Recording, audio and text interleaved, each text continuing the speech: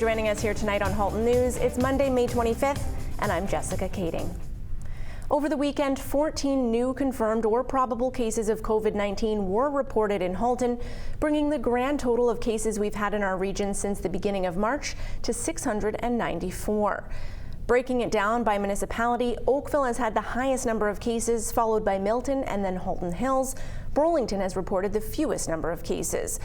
Of all those who have suffered with COVID-19 in our region, 85 had cases severe enough to be hospitalized, and there's currently 15 residents being treated in our Halton hospitals. 521 people have made full recoveries, and 25 residents have unfortunately died. This means that there are currently 148 active cases in our region. As more businesses begin to open and we ease more into phase one of the reopening of our economy, it seems some people are beginning to let their COVID-19 guard down. Both the provincial and federal governments are warning us not to do so, however, as COVID-19 is still here and still as contagious. That being said, I'm sure many of you saw the photos of Toronto's Trinity Bellwood Park crowded with people over the weekend and are wondering how our local parks fared. That's one of the questions I posed to Milton MPP Parm Gill when we connected earlier today. I also asked him about how he's feeling about these latest COVID-19 numbers. Let's take a look. So we are definitely optimistic. We do feel there is a light at the end of the tunnel, but we still have to be extremely careful. We have to keep a lot of the protocols that are recommended by healthcare professionals in terms of keeping our social distance, in terms of doing everything we can. So especially individuals and seniors that are at a bit of a higher risk, to make sure that we're able to protect them. Overall, I think Ontario has done a tremendous job compared to some of the other parts of the world, even our neighbors down south. But we just need to stay the course. We're getting there, so we need everyone to have a little bit of a patience. And I know everyone is very, very anxious to have the economy up and running as quickly as possible and get back to our lives being normal as quickly as possible. But we just have to find the right balance. And I think overall, I really do want to thank not just Ontarians, but especially my constituents in Milton and here in the Halton region for everything they have been doing their part to make sure that we are able to prevent the further spread of COVID-19. Well, speaking of that, I'm sure many of our viewers had seen the pictures of packed parks in Toronto. Did you have anything similar happening in Milton? So, there are, not to the extent what happened in Toronto at the Trinity Bellwood Park, obviously. But, we've had minor incidents where, especially in the beginning, where once the Halton Conservation shut their parks down, we had people parking cars on the streets and jumping over fences and so forth. But I think overall, the citizens in and around the region of Halton and my constituents in Milton have followed the guidelines, and thankfully we don't have incidents like the one in Trinity Bellwood. In Milton here, we opened the farmers market this past Saturday morning, and I was there. And the Milton Chamber of Commerce did a tremendous job in terms of putting all of the protocols in place. And I am happy to report that the residents were following all of those. So they were even in the line, they were maintaining the distance. And for the most part, people had masks on. Other precautionary measures were being taken by vendors. And we were there as well. We handed out a whole bunch of masks to those that needed them. So I'm very happy, honestly. And I think in the region of Halton overall, the citizens have done a tremendous job. That's fantastic. It's good to see things opening in a safe and responsible way. And of course, when all of us work together, then things can open up in a safe way for all of us. So I'd like to thank you for joining us here today. Thank you for your time, and we look forward to speaking with you again soon. Absolutely. Thank you again. MPP Parm Gill mentioned the Milton Farmers Market, which is put on by the Milton Chamber of Commerce. Our own Melissa Candelaria was able to attend on Saturday to bring you this report. A lineup at Country Heritage Park, which is the new location for the Milton Farmers Market. And this farmer is pretty happy that it's still a go. Raymond Wooldridge says keeping it open is good for a simple reason. Very important. There's a lot of people come to the farmers markets to buy produce and other products too. It helps a lot of small vendors. tremendously helps a lot of small vendors. Like yourself, That's right? right. How does it help you? Well, we don't have to go through a wholesale market. We can retail stuff more and get more money for it. Simple as that.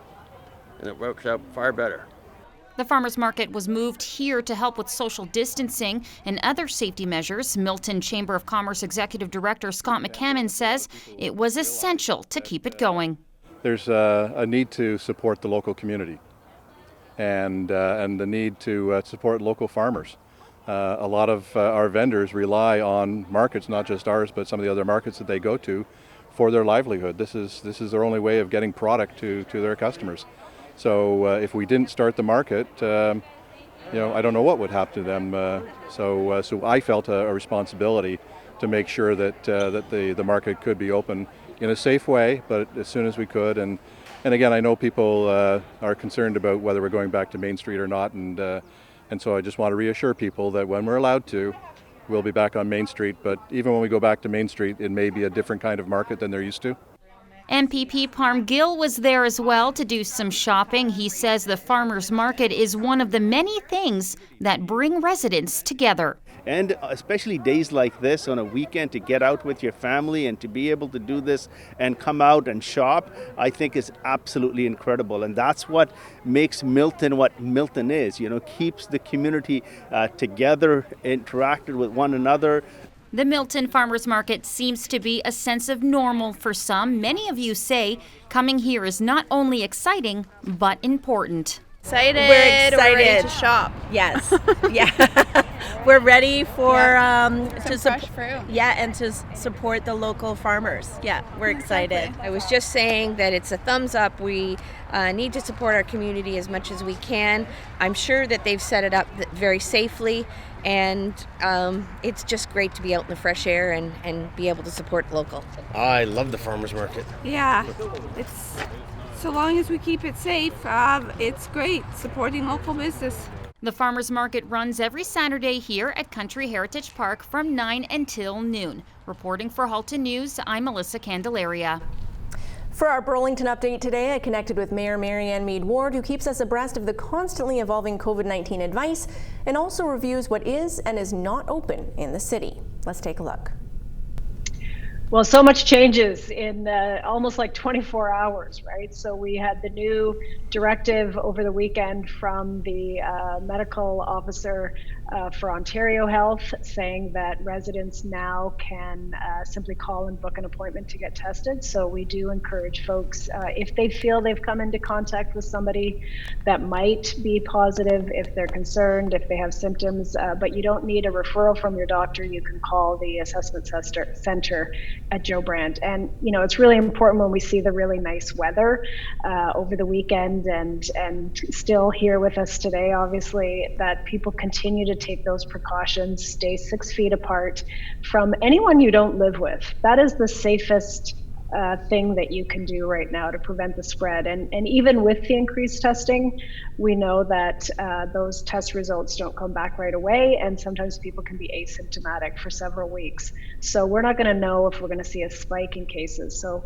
Burlington is taking what I call the slow and steady approach to reopening, but we're watching those numbers very, very closely. Has there been an issue with crowding in Burlington over the weekend? For the most part, residents did keep their distance. There were a lot of people, as you might expect, down at the waterfront. We did open the parking lots again, but we do encourage people to, as much as possible, stay in your neighborhood. We do have 150 parks across the city. I know the waterfront's a huge draw, but we have lots of waterfront parks too, spread all across from east to west in Burlington. So there's lots of different ways for people even to enjoy that feature. And of course, we've got the escarpment. The Conservation Halton parks have opened by reservation, so people can go north, south, or stay in their own neighborhood. We have seen some people jumping fences to use our sports fields. We will be ticketing you. So stop, don't do that. Those sports fields are closed by provincial emergency order, and this is for your health and safety. And can we review a little bit of the things that have been opened and some of the things that remain closed? For example, leash-free dog parks are now open, but like you have just mentioned, some fields remain closed. So if we could review that, that would be great.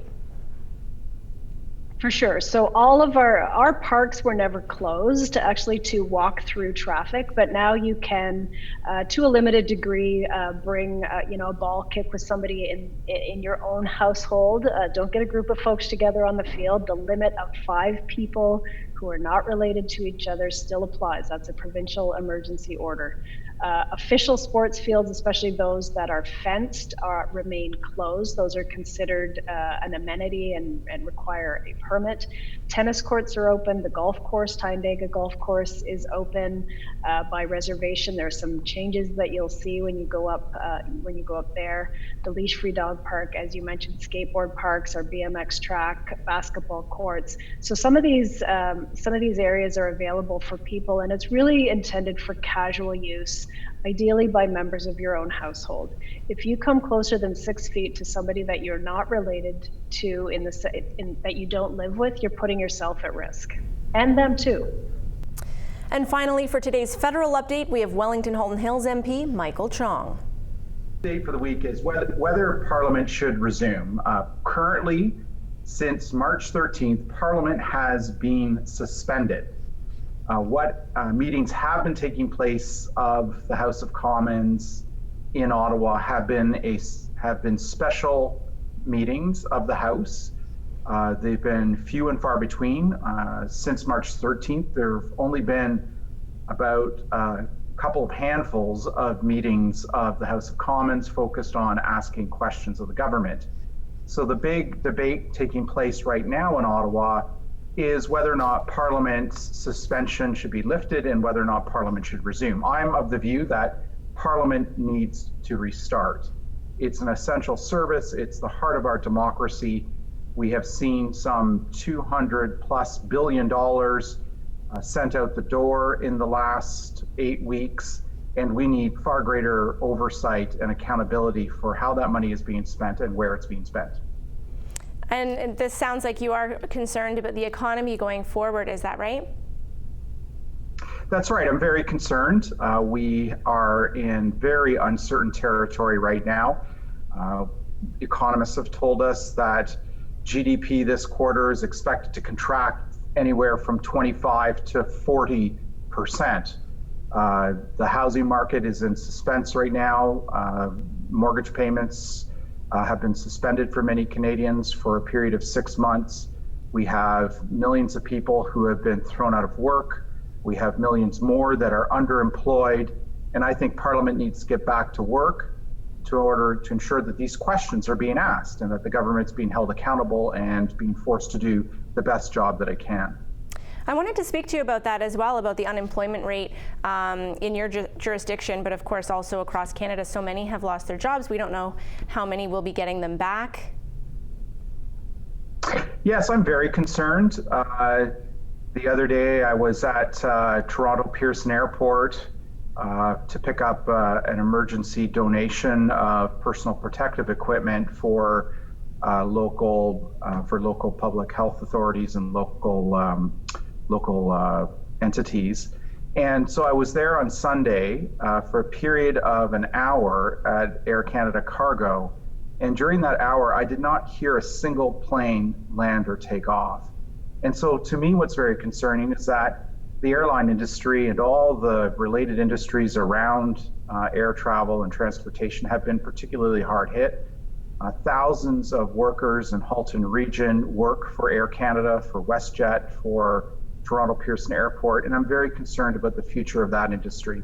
You know, there's some 150,000 passengers a day that transit through Pearson on a normal business day. That's not taking place. There's reports that air traffic is down by over 90% globally. And so I'm worried about the fate of those workers, their families, and the entire industry. And that's why I think Parliament needs to resume, so those kinds of questions can be asked, and that we can not only save lives, but livelihoods. And for those watching who share some of your concerns, how can they get in touch with you, your constituents? How do they reach you? Via email, via phone? Yeah, great question. We've been working full-time throughout this pandemic. While our offices are open, they remain closed to public access. So we're encouraging people to contact us on our social media platforms, on Facebook, on Instagram, on Twitter. Alternatively, they can always call us or email us, and we'll be happy to help out. Okay, thank you so much for your time today. We will be following up with you and getting your next update. Thanks for having me, Jessica. Still ahead, a Milton restaurant trying to survive the severe impact that COVID-19 has had on their business model. That story, plus our local weather forecast and a heat warning, up next.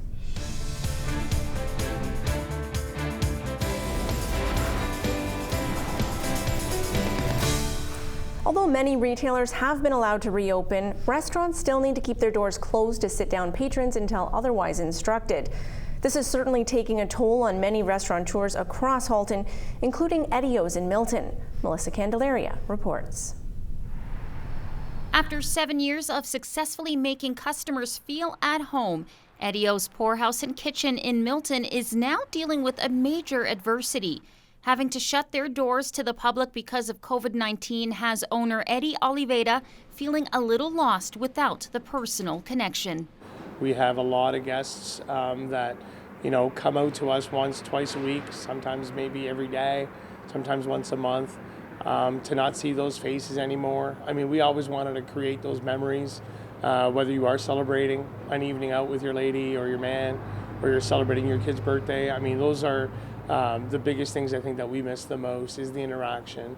A lot of our concept came from the fact that we wanted to be personal. We wanted to be intimate with our guests. The continued closure has taken a toll on the restaurant.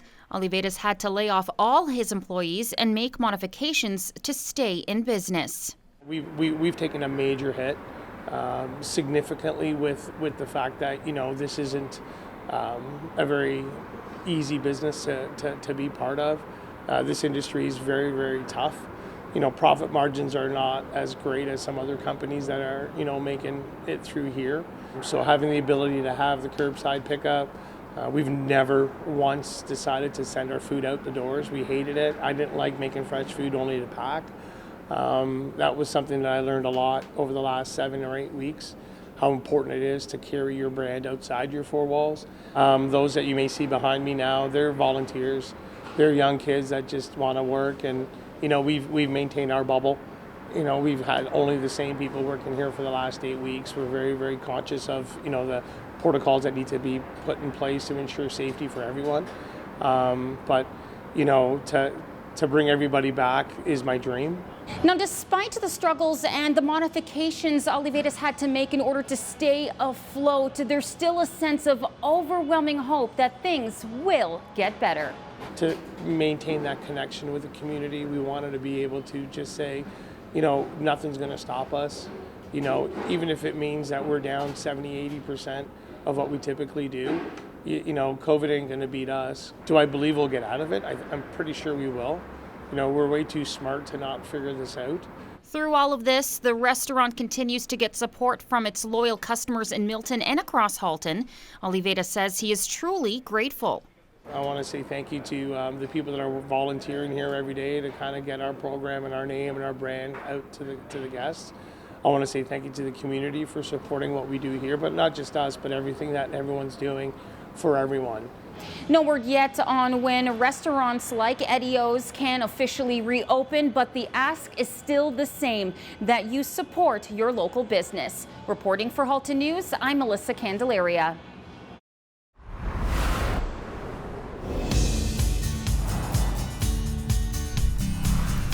Today's weather was taken in Burloak Waterfront Park after a gorgeous weekend. The heat warning has been issued by Halton Region for today as a result of this extreme heat and humidity, which you can expect to last into tomorrow and Wednesday. Cooling down a bit by Thursday as those clouds roll in. They bring with them the chance of rain showers. Then by the weekend, we're back to 21 degrees with a mix of sun and cloud.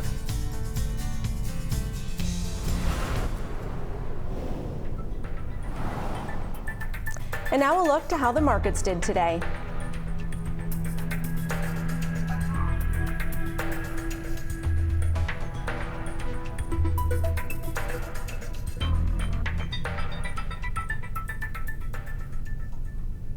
Time for another short break. We'll be right back with the latest from the Burlington Food Bank after this.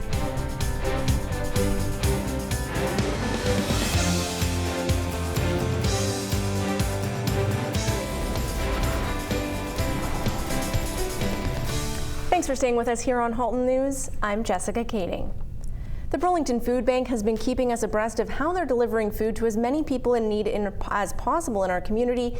And today they share how they're also keeping people as safe as possible from COVID-19. Let's take a look. We're doing everything we can to try to keep people safe. One of the things that we do to start every day is we have one of our volunteers goes around and sprays pretty much every surface down with a disinfectant that we've had donated through a variety of different distilleries have given us some. And then he wipes everything down, wipes all of our door handles, everything, make sure that everything's nice and clean. And then we do that throughout the morning as well to make sure that we continue to stay safe. All of our volunteers, though I'm not wearing one right now, wear a mask. They also wear gloves and make sure that they change those regularly to make sure that everything that leaves here and goes out to those who need our assistance can be rest assured that we've done everything we can to make sure that the food that's getting to you is safe. We make sure that we check everything for dates, do our very best to make sure that the food that you receive is within date. And then on top of that, we make sure that all of the produce is some of the top produce that we can find through the wholesalers that we use. We just wanted to let you know really quickly how much we care about what's going on. Make sure you wash your hands lots and make sure that you practice safe physical distancing. And on top of that, make sure you're wearing a mask when you're out in public and can't avoid the physical distance. Senior Centers Without Walls program is set to launch. They're launching a free and interactive telephone-based initiative on June 1st to connect those aged 50 plus. You do not need to be a member of the Oakville Senior Services to participate. No special equipment is needed, just a telephone. Check out the SCWW program calendar and pre-register for your preferred days now. Classes will start at 10 a.m. For those of you in Milton and Halton Hills, let's just do this with Margaret Wallace Duffy at 7, Get Legal with Samantha Glass at 7:30, followed by Real Estate Simplified with Seth Ferguson. Then in Burlington, we have Return to the Table with Julia Hanna. James Birchall brings us Smart Car Coffee Confidential. And at 8 p.m., you can tune in to the original music series. And 8:30, we've got Anxiety. We do need to end the show now, but we'll be back tomorrow live at 5:30. We ask that you join us again. In the meantime, you can check us out online at YourTV Halton on Facebook, Twitter, and Instagram. Thanks so much for watching. We'll see you tomorrow.